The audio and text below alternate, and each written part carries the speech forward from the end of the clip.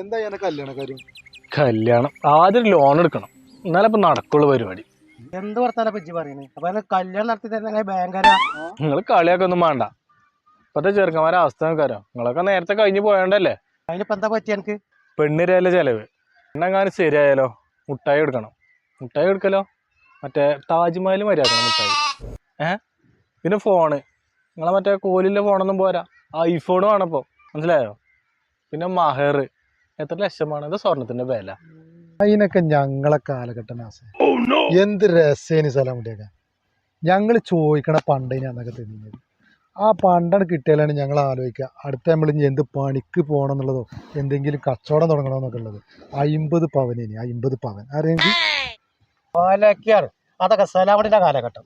അന്നത്തെ ആൾക്കാർക്ക് ഒന്നും പണി തരൊന്നും ഉണ്ടാവില്ല. എന്നാലോ ഞങ്ങൾ ചോദിച്ചു കിട്ടും ചോദിച്ചു. ഞാനൊക്കെ കല്യാണം കഴിച്ചേ 2 ലക്ഷം റുപ്യ, 25 പവന്. അങ്ങനെ എന്തായാലും ഒരു വണ്ടിയുടെ വാങ്ങും. എന്ത് വണ്ടി? ഓട്ടോറിക്ഷ. മഹർ വാങ്ങും. പിന്നെ അന്നെങ്കിലും തുണി കുപ്പായം വാങ്ങും.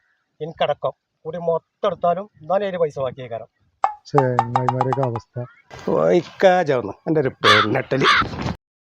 സ്ഥലമിട്ടെ സുഖമില്ലാതെയായോ ഒറ്റ ഇങ്ങനെ വർത്താനം പറഞ്ഞിട്ട്?